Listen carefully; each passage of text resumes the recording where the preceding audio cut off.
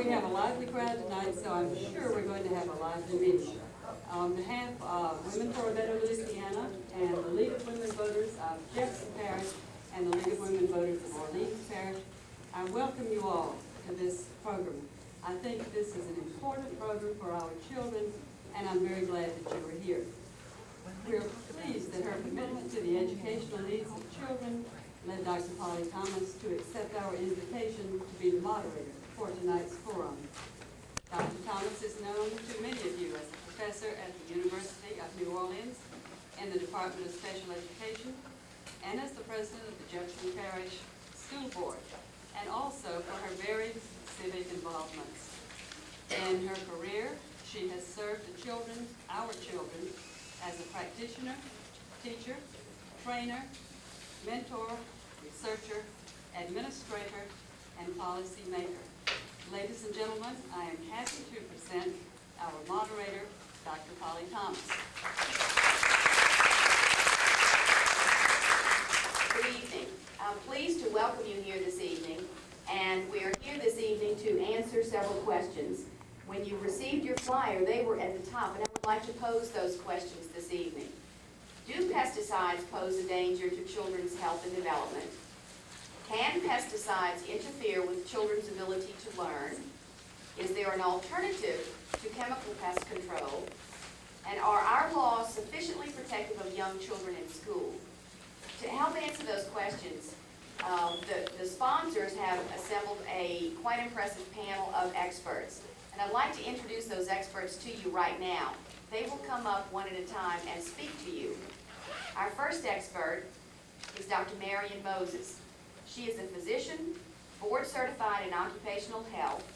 She is an adjunct faculty member at San Diego State University Graduate School of Public Health in the Department of Occupational Medicine. She is the president and founder of the Pesticide Education Center in San Francisco, a fellow of the American College of Preventive Medicine and Public Health, and she is an expert on the health effects of pesticides. She is also well published in scientific journals in her field and has served on many governmental panels. I'd like to introduce her to you right now, and I would also like to introduce the other panelists. I will ask her to come up in a moment. But Dr. Moses, would you stand up and let us welcome you?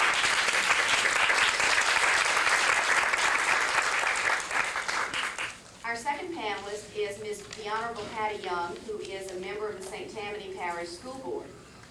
She was elected to the St. Tammany Parish School Board in 1990. Her platform focused on the need to make students and their education the first priority in the school system. In 1994, she was re-elected without opposition. To date, she cites the introduction and subsequent adoption of the smoke-free workplace policy by the board as her most significant accomplishment. Patty is also very active in the community and is also a student. Patty Young.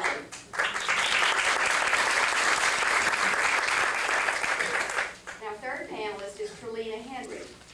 Currently, she occupies the position as legislative assistant to State Representative Edward J. Dino, Jr. She's been in that position since 1992. Her past business experience includes 11 years managerial experience in the hospitality industry and 5 years experience in real estate research. She was educated at Covington High School, the University of Southern Mississippi, and currently she is a student at Southeastern Louisiana University. She is quite active in civic affairs and is the parent of 3 children, active in community affairs, and it says on her resume, very active politically. Trelina Henry, please stand.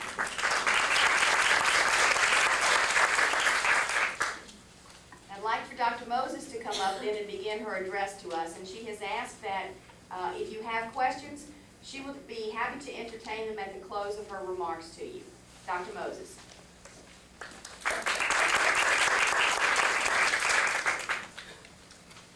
Well, I'm very happy to be back in Louisiana, or whatever you guys call it here.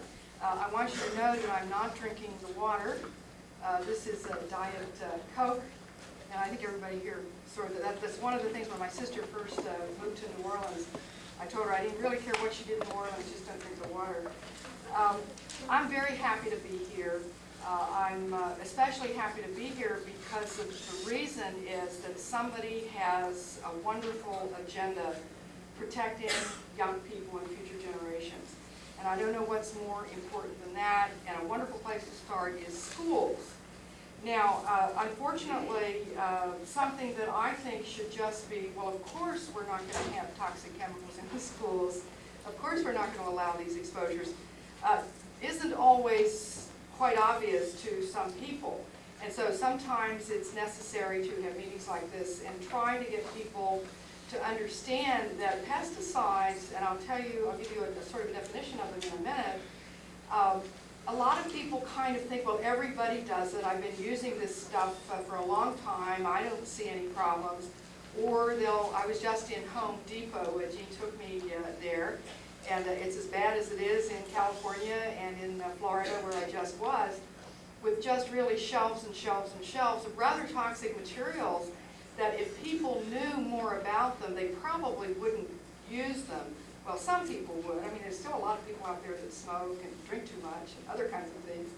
But a lot of people, at least they wouldn't want to have their children exposed to them. What an adult would decide to do. You know, many people say, well, you know, it's all over.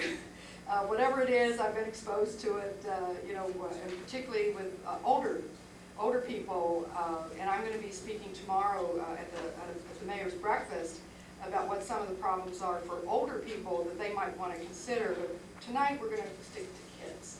But a lot of people think, well, it wouldn't be on the shelf if it wasn't okay, if it wasn't safe, or the EPA wouldn't approve it, or the government must take care of this. Well, that's one of the questions on this list. Are our laws sufficiently protective of young children in school? So I think what I would like to do is, first of all, make sure that we all are talking about the same thing. What is a pesticide? Well, basically, it's usually a chemical, but it can be other, there could be natural or synthetic materials or substances whose purpose is to kill or harm living things. That's the whole side of biocide. They're biocidal. The purpose is to get rid of something we consider to be a pest. Now, I often hear pesticides and herbicides. Herbicides are pesticides. Rodenticides are. They kill rats and gophers and rabbits and squirrels and whatever your particular pests with backbones are here in I don't know. You don't have coyotes here. But whatever. And insecticides, a lot of people use the word insecticide when they think you're talking about the broad class of chemicals, and really those are just the ones that kill insects. And I think I saw a whole lot of products on the shelf in Home Depot for fire ants. So that seems to be, and roaches and ants and whatever. So that's what pesticides are. Now, if they can kill and harm living things, well, I mean, that sort of includes us, doesn't it? Now, the pesticides that act in an animal system that attacks enzymes or other kinds of chemicals in the body, the nervous system that animals have or bugs have, are the ones that are the most dangerous. And those are, I don't know if you know that there are nerve gas-like pesticides. That's what Dursban, which you see all over the place, or diazinon, or a lot of these are called organophosphate pesticides. And I noticed on the list that Jean got for me about what's being used in the schools that several of them that are used are these nerve gas type of pesticides. So they're inherently neurotoxic. They affect the nervous system, they damage the nervous system. That's how they kill the cockroach. That's how, if they are going to kill a human being, they're going to kill a human being the same way. Now, there's more of an outcome besides death. Now, one of the things we're going to talk about, it isn't one of these things you're either alive or you're dead. I mean, it certainly is with a pest. You're not going to be very happy if that pest isn't dead, and the chemical companies know that. And that's why they formulate these products in a way that can be not only harmful to the pest, but can be harmful to you. And after I finish a little bit of the early part, I want to make sure I stick to my time. I want to tell you the way some of these things are packaged or formulated can make them even more toxic. So that's one set of pesticides, very, very widely used. The next set I noticed were what are called pyrethroids or synthetic pyrethroids. There's a lot of those being used as well. Most of if you go out and buy Raid or Black Flag or most of the aerosol products that you push the button and spray, most of those are going to have a synthetic pyrethroid. Well, what are those? Well, God made a pesticide called pyrethrums. It comes from flowers, chrysanthemum, not the ordinary, but a certain type of chrysanthemum flower is very high in a substance called pyrethrins that kills bugs. Now, how does it kill them? It attacks their nervous system. That's how it kills them. And a lot of the pesticides have these in them. Well, the chemical companies thought they'd go one better. So they'll make a synthetic. That way they can control the dose and all these kinds of things and also make a lot more money. Many of the newer products that are coming on the market are what are called these synthetic pyrethroids, and they're in a lot of over-the-counter products, and they're also very widely used, according to what I was shown here, in the school. So there's another set of neurotoxic chemicals, chemicals that inherently affect the nervous system. When I say the nervous system, don't forget that's not only the brain, that's the brain and the nerves to the arms and the legs, but we're mostly, when I talk about the children, we're mostly going to talk about the brain, because that's what we all care about, developmental, because that's one of the questions here. Now, another type of pesticide that they're using very widely are called carbamates. They're also nerve gas type, and the two that were on the list was something called Vagon and Ficam. And they also affect the nervous system. They're also nerve gases, so they can be very toxic in that sense as well. So there you have it. Those are the three kinds that are being used, and so their nervous system, they affect the nervous system. Well, what else can pesticides do? You say, well, look, they're using such a small amount of this stuff. What are we worried about? I mean, we know that a very, very tiny amount of it will kill a cockroach or an ant or whatever, but the way these things are and the way they're used in the schools, or the way I'm using them in my house or whatever, there really isn't that much around. Well, if your level of feeling comfortable with toxic substances is that your kid isn't in the emergency room, you're right. But there's more to life than not being poisoned. Just because you're not being poisoned doesn't mean that absorption, exposures, maybe smaller ones, little by little over time, that can affect particularly the developing child. Particularly. And see, that's what you've got to think about, because I hear it all the time. People say, well, I feel okay. Or I'll have these old crusty guys that have been spraying pesticides most of their adult life, and they'll say, you know, I've been doing this for years and I'm fine. Well, you know, a lot of people say that about smoking cigarettes until they go and get their x-ray and see their lung cancer. Here's the problem with exposures to children. There's two problems. First of all, they're more vulnerable. They're more susceptible. And I'll explain in a minute why they are. That's the first problem.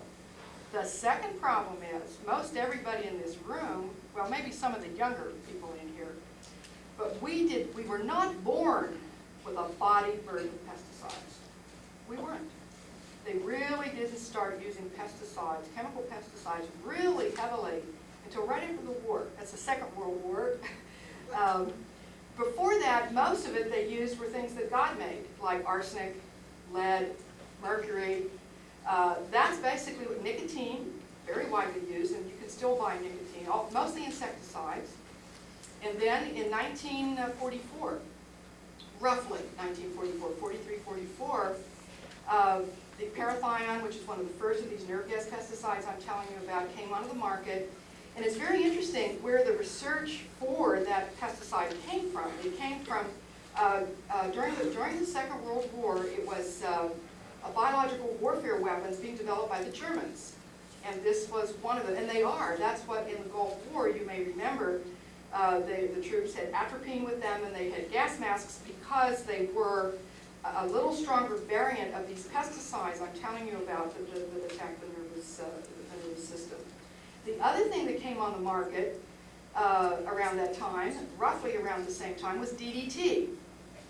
DDT was a little different.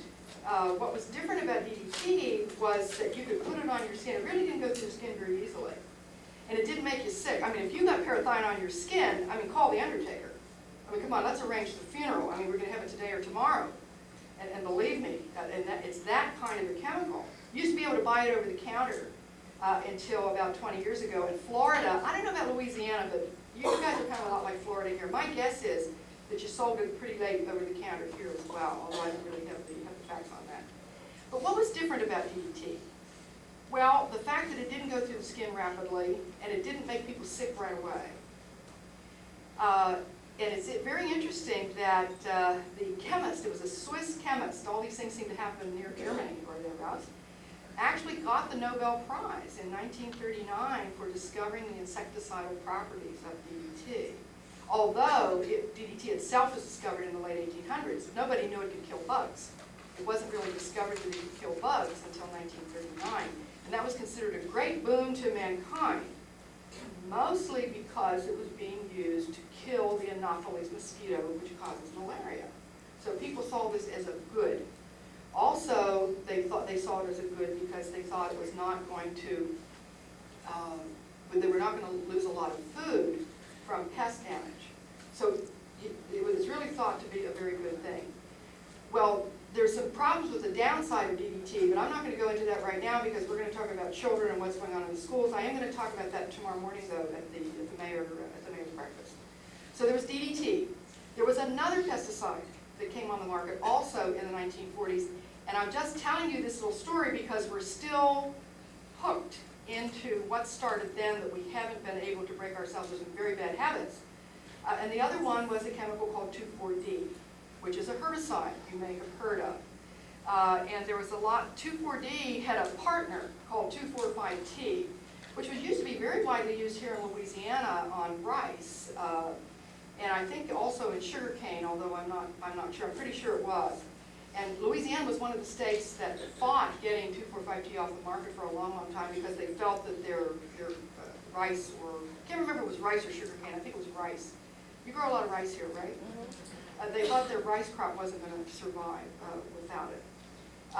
It became very notorious because 2,4,5-T and 2,4-D in a 50-50 combination were put together in something that was called Agent Orange and was used during the Vietnam War. And we're still, you may be reading about it because there's some more settlements now being made of veterans who have certain illnesses, and I'm going to talk about later some of the illnesses we see in children, some of the cancers we see in children that may be related to exposure to this, are getting compensation. So that's kind of when it all started. And it was the big heyday, and I wish I had this, if we had a slide, there's this wonderful slide, it's an ad from Time Magazine in 1947, and it says, DDT is good for me, it's this jingle. And it shows it being used everywhere. And I think it kind of ties in with our very American tendency to try to find simple solutions to complex problems. We're always sure that this is going to be some pill, some chemical, something simple out there that well, it's going to solve one problem, but it may create others. So let's talk about where are we now. Where we are, it's roughly 1942, late 40s is kind of when this all started. When did it significantly change? If you haven't read Silent Spring, it's a wonderful book. It's written by a woman called Rachel Carson, who was a wildlife biologist who incidentally died of breast cancer 2 years after the book was published. She died in 1964. She was 56 years old. And the book is still quite interesting, and if anybody in Louisiana wants to draw a lesson from that book, read what she said about groundwater. Because you guys got a really, you've probably got more water utility problems than almost any other state, except with the possibility of Florida, and for lots of the same reasons. So here we are now with people very much accepting that if they have a pest problem, the easiest thing to do is just to reach for a chemical. And we can't blame people for that because a lot of it is the way that they're marketed. And I don't know about the TV ads here and how much is going on here, but there is a tremendous effort to push a lot of these products. And then once you get them, it's just like drugs. I mean, Nancy Reagan, some of the things she said were right. I mean, just say no. Because the same thing happens with these chemicals that happens with drugs. Once you start to use them, you change your body chemistry, you change your yard chemistry, you change your lawn, you change everything, and then you become dependent on those chemicals. And then you can't go back to the more pure, pristine ways again. because you've developed resistance, you've killed not only good bugs, but you've killed bad. There's all kinds. We're not going to go into all of that now, but that's why it would be very good if we could try to get back to less toxic ways. Well, somebody else is going to talk a little bit later about how you can do that. I want to kind of talk about why we should do that. What you could say is, well, the Earth is a pretty big place. It's 70% water. There's a lot of oceans out there. There's a lot of air. It can dilute whatever we do. Well, we're sort of starting to learn that that just isn't true. So why children? Why would children be more at risk? Why is that a good place to start? Well, it's a good place to start because the data that's there, excuse me, all of the data, if you look at it, and I look at it all the time, shows that toxic exposures, and pesticides are toxic, don't forget that. Toxic exposures that begin before the age of 5 are much more likely to put the child at risk for the only thing that has really been looked at in this, and that is cancer. It's very hard to look at some of the other things because we haven't really done, like effects on the nervous system, and I will talk about that in a minute. If you look at the cancer studies done in children, we won't talk about the adults right now. The first one that came to my attention was done in Baltimore, and it was looking at brain cancer in children, primary brain cancer, and trying to figure out what some of the risk factors might be. What are some of the things that children might be exposed to that might increase their risk of this disease? Well, one of the things, and at that time it wasn't a really very sophisticated way they asked the question, but they were very surprised to find out that if the parents used pesticides, insecticides is what they said at the time, used insecticides in the home, it increased the risk. In other words, children whose parents did not use pesticides in the home were less likely to get brain cancer than if their kids did. Now, let's not go and say, oh, well, brain cancer existed before toxic chemicals. We know that. We're talking about, just like lung cancer existed before cigarettes, but usually what caused it were things like radiation and radon and other kinds of things. So by smoking, you really increase your risk. So we're talking about increasing the chances that a child will get a certain type of cancer. So brain cancer, now there was a very recent study just done about 2 years ago in Missouri, in the state of Missouri, looking again at brain cancer, and they found out that if the parents used pesticides in the home, inside and outside the home, it was higher if the parents used outside pesticides. And if I don't tell you why that's true before I finish, remind me, and I'll tell you why if you use outdoor pesticides, why it's more likely. But particularly if they used outdoor pesticides, it increased the risk of brain cancer. This is primary brain cancer. This is not brain cancer that's spread from somewhere else in the body. Primary brain cancer. And that is one of the three most, leukemia and brain cancer are the two most common cancers in children. What they tried to do was look at certain types of products that were used. They also looked at whether or not they had pets, and whether or not the family during the pregnancy with the child. This is very important because most of the pesticides that are widely used, very rare exceptions, readily go through the skin. They go through the skin very easily. Once they go through the skin, they get into the blood, and if the woman is pregnant, they can cross the placenta, and then they can affect the developing child. So that they looked at all of those kinds of things, and what they found out was that, and they did an educational campaign around this as well, they found out that the children of the cancer families, the brain cancer families, were much more likely to have used the pesticides. They only used a period of 6 months prior. So whether it was more than that, were more likely to have used pesticides on a more regular basis. And then they quantitated. I don't want to go into all the details. And I could get the study to you. But they found out that the more they used, the closer, if they used it prior to conception of the target child, or the child that had the brain cancer, and then if they continued to use it during the pregnancy, that also increased the risk. Very, very well done study. They looked at pest strips, they looked at pet collars, they tried to look at a lot of those kinds of things. Now, there's been another study. All of these were done in urban areas. All of them looked at home use for children. Now, there's the other type of cancer that we have good data on is leukemia. The first study and the best one so far done was done in Los Angeles. And it looked at kids with leukemia and compared them to kids without leukemia, and then asked their parents all kinds of questions. And again, the risk factor was the parents' use. Now, if they only used the pesticides indoors, the risk was less than if they used it outdoors, and if the mother was the one that used the pesticides, it was even higher. So it's very clear now that the parents using these pesticides can affect their children's risk of getting cancer. Now, you can say, and I have heard this, I don't think it's much of an argument, obviously, because I'm a physician and I believe in protecting health no matter what the numbers are. But I would just like to know if anybody in this room who's not an epidemiologist knows how many new cases of cancer in children there is annually in the United States. And a child is defined as 14 years old or less. Does anybody know? Anybody know how many cases? Somebody want to take a guess? 100,000. 100,000?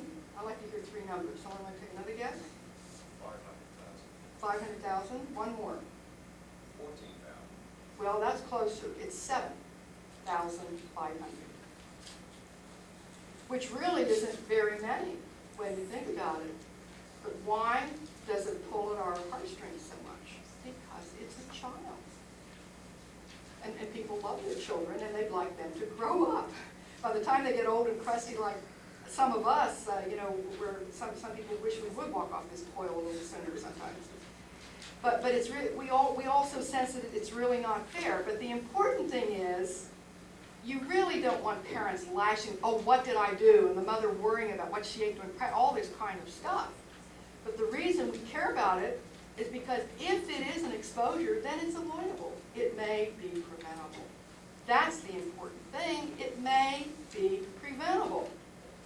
So if it is, then why in the heck do we want to put children at risk, even if the chances of their getting cancer aren't really very high? That's the question. That's why I don't really like all this risk assessment stuff that people talk about in Washington. Let's clean it up. Are we going to set a magic number where, well, wait a minute, only 16 kids died in this parish, if you call them here, or whatever. Now, if it gets up to 18, maybe we'll do something. Now, that's a little crude. I mean, it's really not. It's a little more sophisticated than that. But it's this type of thinking. Now, so those are the two kinds of cancers that there is good data on. There was a recent study, you may have, if you read USA News and World Report or whatever it's called, I have the article, but there was a recent study done in Denver, also looking at home use, pesticides. And the interesting thing is, I was happy to see this study because there's another type of cancer called soft tissue sarcoma that is another, it's a rare cancer, but it's more common in children than in adults, and that was shown to be related. And that's one of the cancers that the Veterans Administration is compensating veterans for. Soft tissue sarcoma is one of them. A non-Hodgkin lymphoma, and I think somebody needs to look at non-Hodgkin lymphoma as well, because that's a problem in adults. And I have seen a lot of children with it, but nobody's actually gone out there and studied it because it's very rare and it's hard. It's hard to study. There's lots of, unfortunately, lots of leukemia and lots of brain cancer. Now, that's cancer. And then other kind of cancers we have to talk about too. I was just talking to Andrew, a lawyer I met here tonight, about the 5 neuroblastomas that were found in Morgan City related to a toxic incinerator, a toxic waste disposal site. Now, I want to tell you one more thing. It's not home use, but I think it's very, very important. It was a study looking at parents who were occupationally exposed to pesticides. And the interesting thing that they found out in that study was that they found an increased risk for brain and leukemia, and just in general cancers in their children. But it turned out if the child was 5 years old or less, that the risk was about 11 times higher. If the child was older than 5, it was only 2. And this is why it's so important about very young children. Now the next thing it says on this here, it says, can pesticides interfere with children's ability to learn? You could just say ability to learn, but let's just talk about things like what we call cognition, which is, intelligence, judgment, memory, things like that. But then there's this very important thing called personality, too, whatever that is. But that can also be affected by pesticides. We know this from adults. We don't really know about children because we haven't really looked. But one of the things we have to remember about the nervous system in a child, it is developing pretty much, a child can't walk until age 2 because it doesn't have enough myelin from the brain to the toe. Once that myelin is laid down, and some kids will lay it down in a year and a half, usually most kids will have done it, certainly most kids are walking by age 2, but as soon as that myelin is there, then the connections, the nerves can connect from the brain to the foot and the kid's going to walk. Well, that ain't the only thing. That's a little more obvious kind of thing because there's a lot of things going on in that kid's head. They're learning how to think, how to talk, all kinds of things are going on. And they're developing their personalities, who they are, how they're going to learn. And why on God's green earth do we want to be subjecting them to, even if it's very small, neurotoxic pesticides, chemicals that we know can affect that ability, can affect that growing. And it's very early, it's very important. Now, I can't tell you that I can give you all kinds of data. The animal data is very clear on pesticide. Animal data is absolutely clear.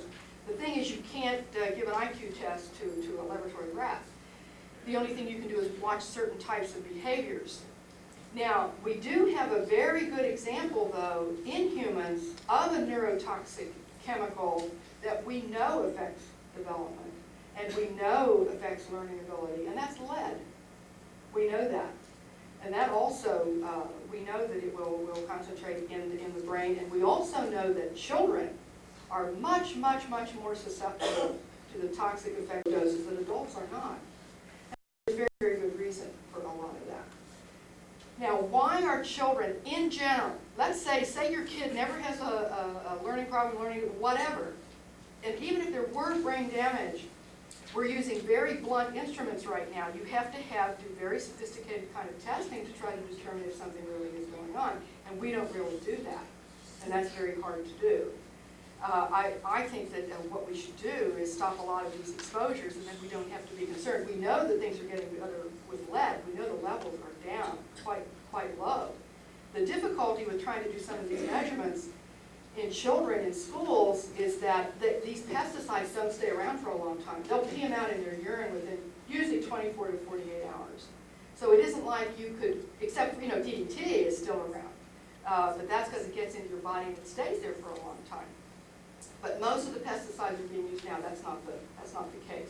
So that's why it's kind of hard to do these kinds of studies.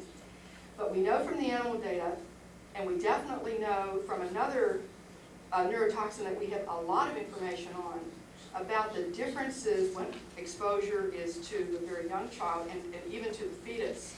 We know that as well, to the developing child.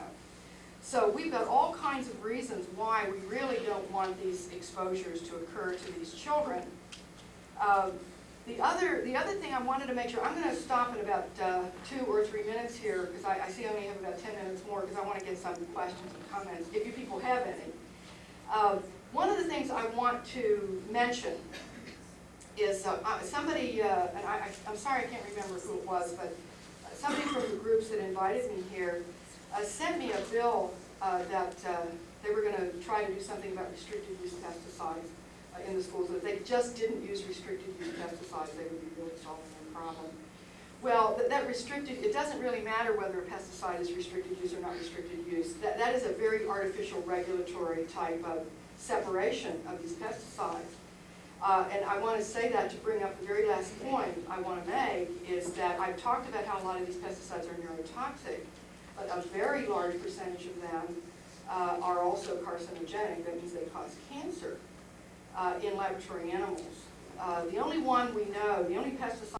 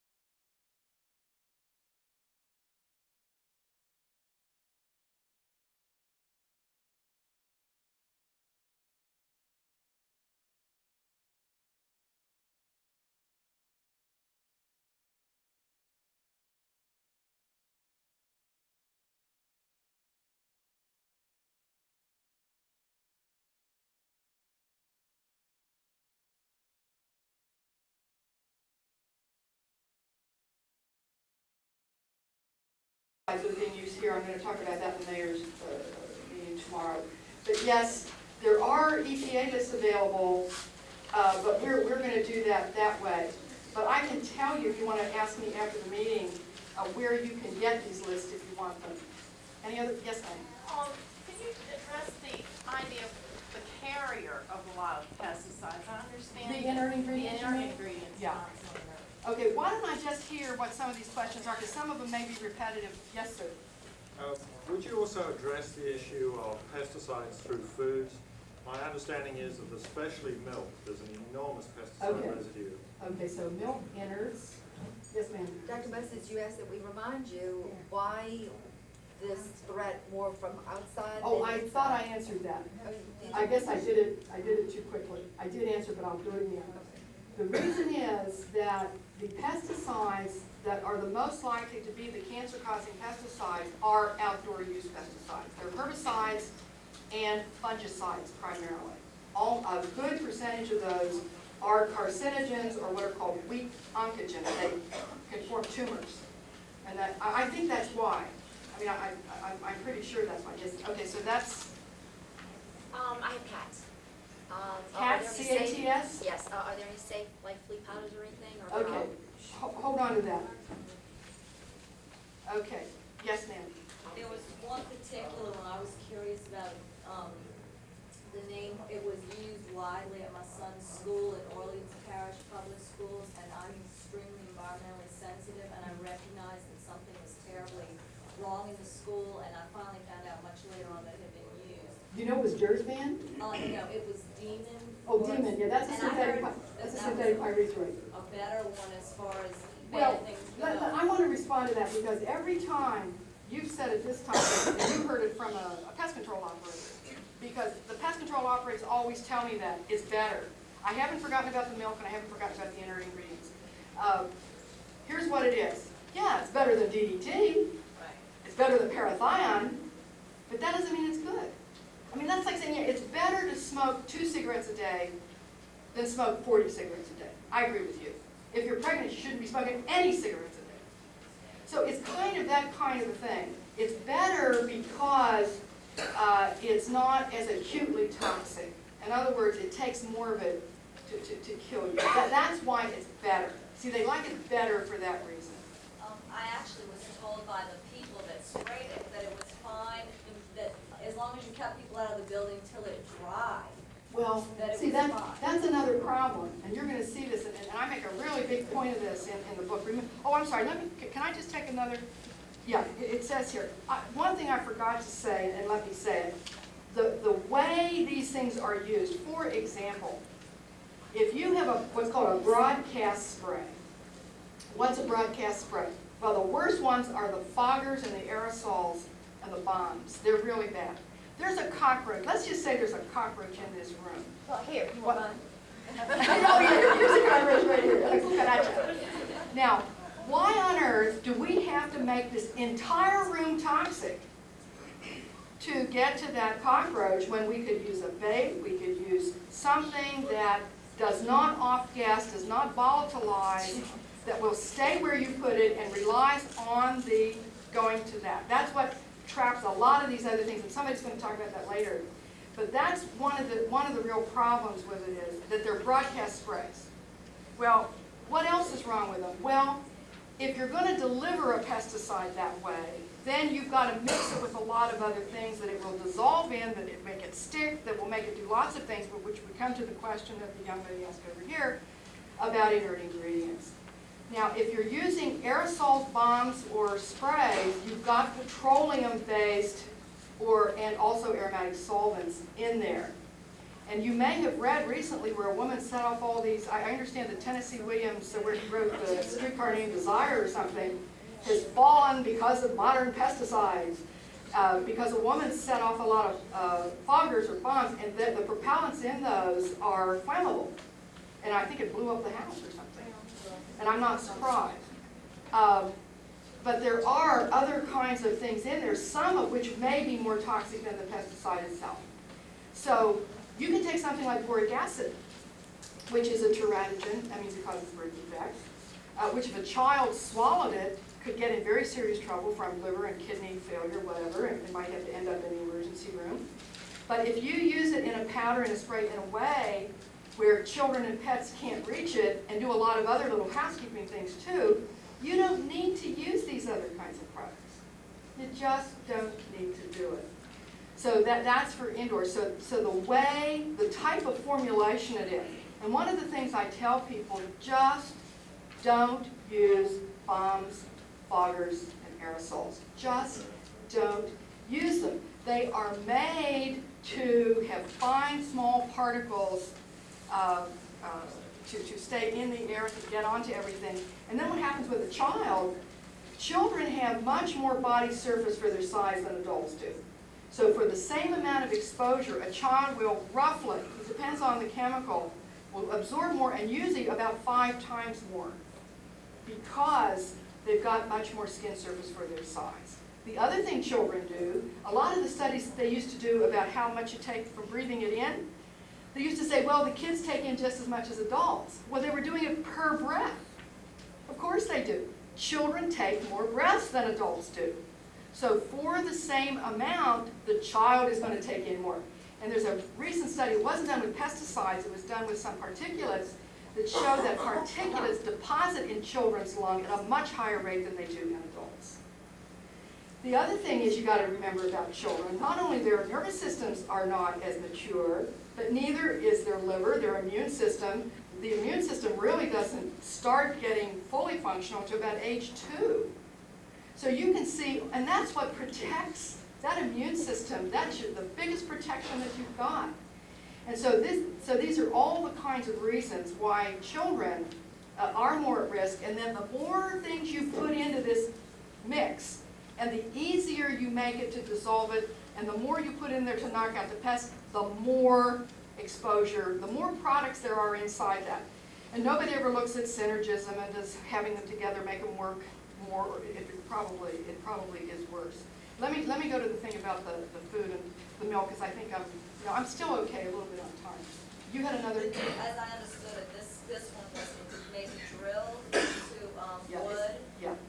So that wouldn't be considered like. Well, no, they were probably doing that for termites. Right, Yeah. that's what it was. Yeah. We don't really have time to, I can talk to you later about some of that. I'd like to see, was there anything else?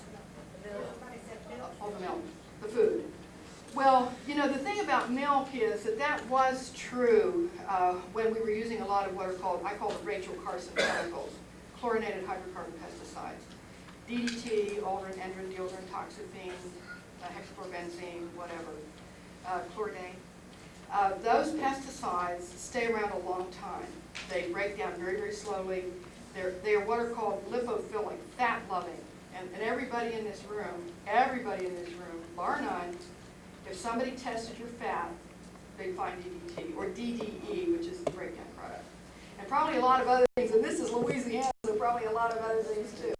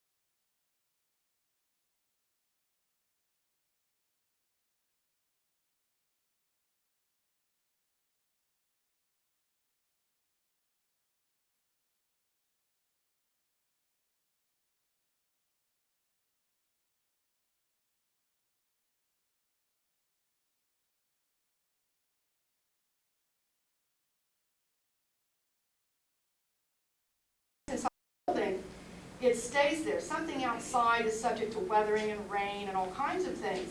But once it's inside the school, it stays around longer. The other thing that they found out, that there was a lot of contamination from tracking in. And you know, somebody has looked in Japan, and their homes indoors are less contaminated, much less contaminated. They don't wear shoes inside the house. They leave their shoes outside. In fact, I've been talking to a lot of people that are starting to do that. That would really, and because you know, when you're using the heck out of pesticides, you're contaminating the soil, and then the kids are tracking it in. That can be a problem. They were finding DDT and chlorinated stuff that was used many years ago in household